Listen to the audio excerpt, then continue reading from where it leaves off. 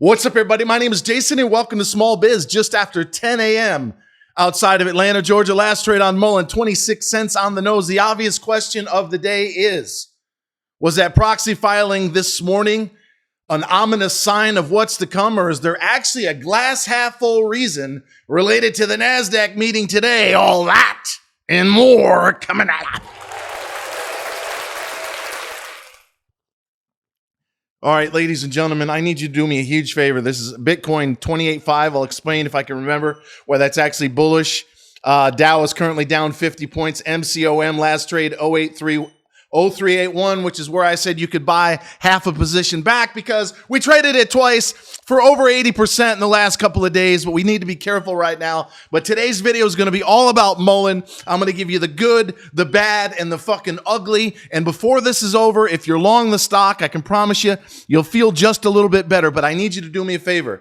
And this includes the snowflakes and the pronoun-wearing motherfuckers that can't stand me. Please give me a thumbs up. Share this video. Even if you want to invite your friends to drop a pile of dung on my wall, I'd greatly appreciate it. All right, ladies and gentlemen, full disclosure.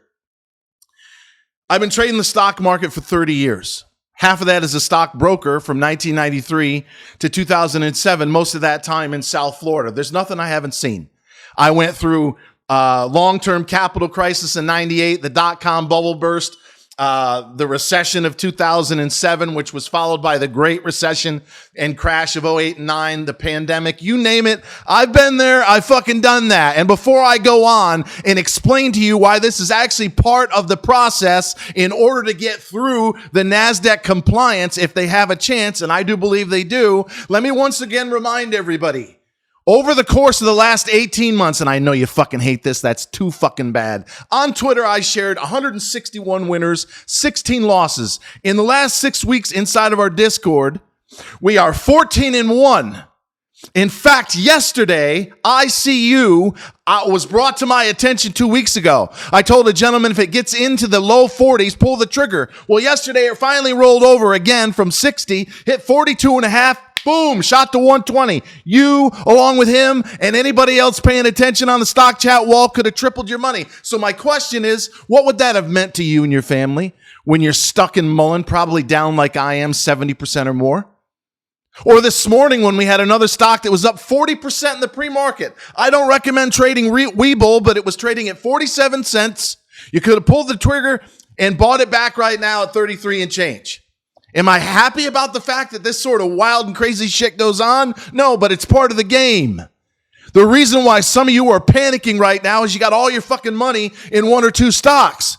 But might I also remind you, 3 times in August, we were in and out small on Muln for 181% profit. In the last week, I got you in and MCOM at 3.5, out at 4.25, back again at 3.5, out as high as 5.25. And I said this morning inside of the Discord, again, it's okay to buy a half a position small at 038 and change. Last trade, 0397. I think I saw a little lower than where I said to do it. But in other words, I'm going to be right at least 80% of the time. But when it comes to Muln, I've already admitted I'm dead wrong. Dead fucking wrong. Way up here. I'm down 70%. My average is 107. On MCOM, it's 12 cents. That may be another fiasco that we have to deal with at some point, but we'll cover that in another video. Today is all about Muln. So tell me in the comments below, once again, are you selling? Are you panicked? Are you taking it like a fucking man? Do you feel like you bent over this desk without any lube whatsoever? I understand if that's the case. But I want to emphasize before I give you why I think this could be an optimistic outlook on what they might do in terms of the float. Tell me where you own the stock. Are you panicking? Are you in? Are you getting out? I am still long. I stopped buying at 44.5 cents. I've got enough. It's now a red inside of the Discord because of that reason. Everyone, for the most part, has got more than enough Muln. Leave it alone. If you're brand new and you want to roll the dice at 26 and change, fine. But if you're already in the stock, leave it the fuck alone. All right. Again, please help me with the algorithm. I get shadow banned like crazy. Share it everywhere. Even if you want to tell me I'm full of shit and that I was wrong, that's fine. Please do so in the comments. I have tremendous amount of experience not only trading the markets, but in the investment banking side. That was my life for 15 fucking years. and it's cutthroat. So it's possible what you're seeing right now, which I said at the open is part of a requirement of the meeting that's today or tomorrow, is a real cutthroat fucking inside job.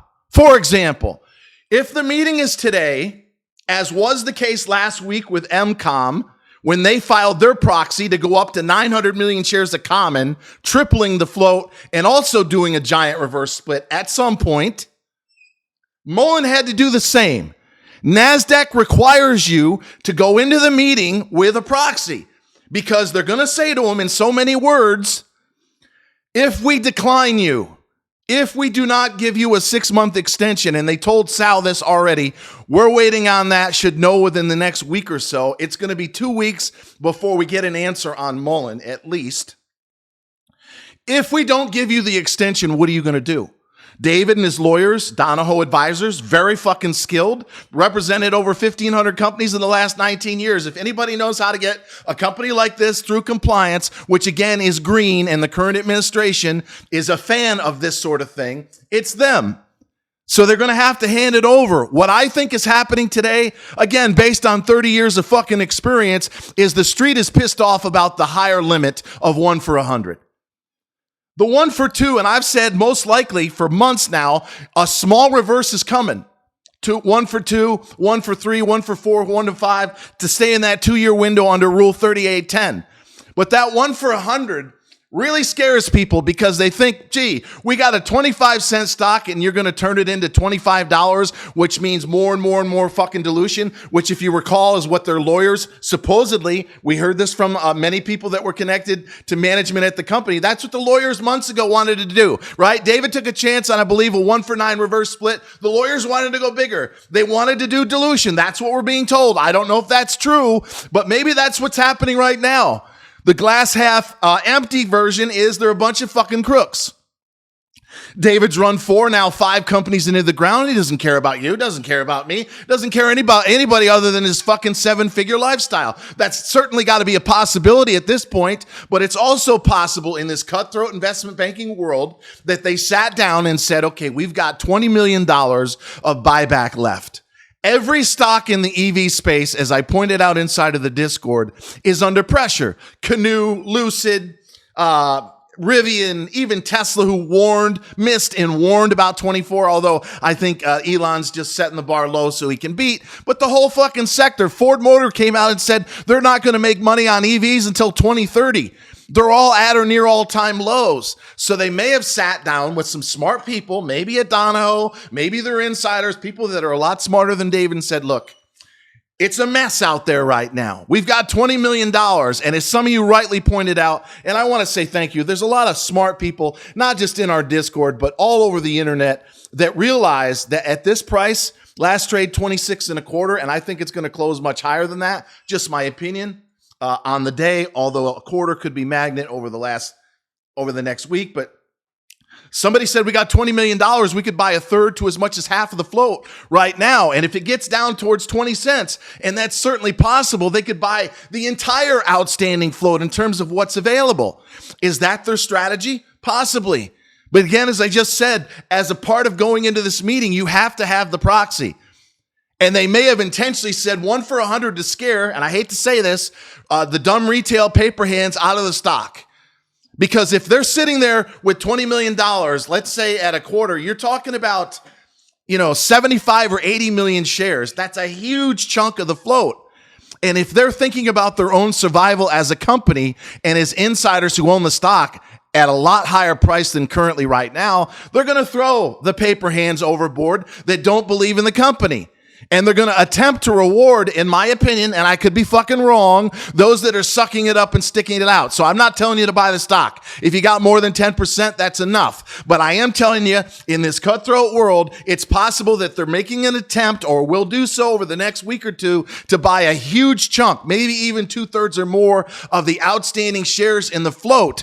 so that if NASDAQ does come, and it was in the fucking proxy, and say, you know what, you're a Green New Deal type company, you do have 200 million in cash, you do have 279 million backlog that they just verified again, you've got a 6,800 vehicle projection for next year that could generate over $300 million of revenue if they come through with it. Yes, we're going to give you 6 months. And all of a sudden they come out and say, we just bought, or we're in the process of buying $20 million worth of stock right fucking now. And it'd be nice if they could get it, let's say, under 30 cents a share. And then people are going to realize, holy shit, now the insiders control half to 2/3 of the outstanding shares. They just got a 6-month extension. They've got $200 million of cash, which is approximately 18 to no more than 24 months. So there would be no immediate need anyway to do dilution. And as the proxy said in closing, that may not be necessary for them to do the reverse split at all. I personally think a small one is most likely. But if they buy up a bunch of stock down here around a quarter to 30 cents and they get the extension and the stock bumps up to a half to 3/4, which I do believe it could do if that sort of scenario plays out, then they're not going to have to do a 1 for 100. They're not even going to have to do a 1 for 50. If I had to make a prediction right now in order to go to what David wants to do and what the lawyers are going to push him to do, 1 for 10. And until next time, always remember that I love you and thank you so much for watching.